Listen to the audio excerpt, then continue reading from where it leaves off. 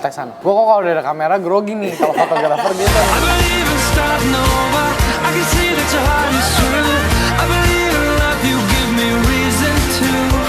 Halo, nama gue Franz. Gue fotografer wedding dari Kinema Studios.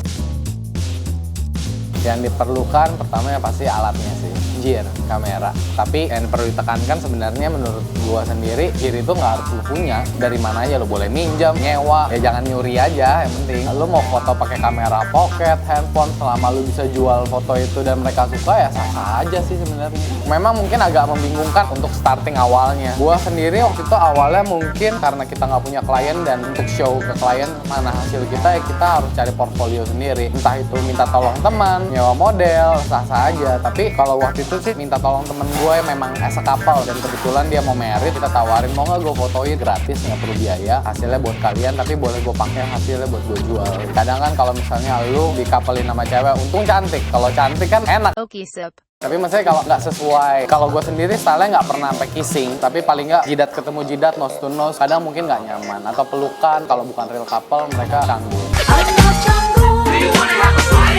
Mulai jual hasil itu kemana ya, banyak media, banyak wadah yang buat, entah kita pasarin ke teman, branding ke sosial media, atau ikut pameran. Gue start itu 5 tahun yang lalu dan waktu itu gue kebetulan bisa ikut pameran wedding. Kalau di wedding ini khususnya di Indonesia ada fotografer yang terjun di bisnis, ada businessman yang terjun di fotografi. Itu dua hal yang berbeda. Businessman yang terjun fotografi itu adalah bisnis yang si pemilik ini belum tentu jadi fotografernya, hire fotografer untuk mengerjakan tugasnya. Jadi selama kuantitinya besar dan bisa menghidupi perusahaannya ya sah-sah aja. Sedangkan kalau fotografer yang terjun di bisnis, mereka pengen bikin hasil yang sesuai keinginan mereka. Jadi sometimes klien yang nawar, bargain harga, dan mereka ngerasa value-nya itu nggak cocok, ya mereka berhak buat nolak. Tapi biasanya kalau karena seorang businessman mencari keuntungan sebesar-besarnya, asal masih untung perusahaan nggak rugi ya oke. Ingin memulai usaha foto, tapi tidak punya modal. Karakter itu ya menentukan pasar lu sendiri sih sebenarnya. Kalau buat gua karakter itu menjadikan lu spesialis. Kuat di romance atau intimate, boleh lu fokus di sana. Karena itu menjadikan nilai lebih. Jadi tujuannya kemana? Kalau dalam suatu brand dari awal, di saat kalian berhasil, brand itu akan makin kuat dan otomatis harganya itu kan semakin tinggi. Tapi demand-nya semakin kecil. Di satu titik butuh ngambil pasar di bawahnya. That's why kenapa kita ada 3 fotografer atau lebih gitu kan, supaya bisa ngambil pasar di bawahnya. Tapi kalau seandainya pasar di bawahnya as satu brand, takutnya harga itu kan jadi bergejolak. Nah di situ kita nentuin fotografer tersebut kuatnya di mana supaya kita bisa nentuin harga yang lebih murah. Jadi balik ke vendor tersebut sah-sah aja kalau misalnya satu tipe doang atau banyak, tergantung. Makanya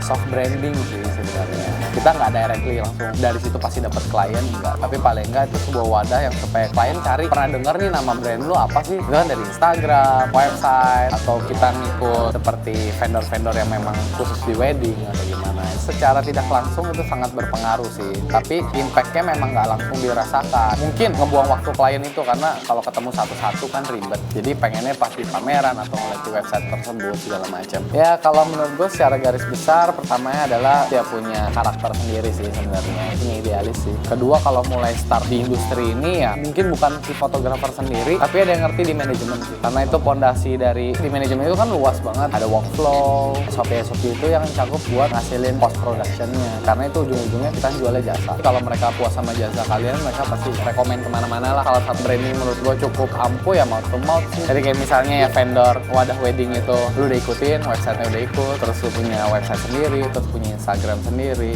dan itu kan soft branding semua dan mereka lebih terpercaya. Ya buat teman-teman yang memulai bisnis di wedding ini jangan pernah ragu karena semuanya ada jalannya. Coba jalanin dulu dan nggak seberat yang kalian pikirkan. Oke? Bakar!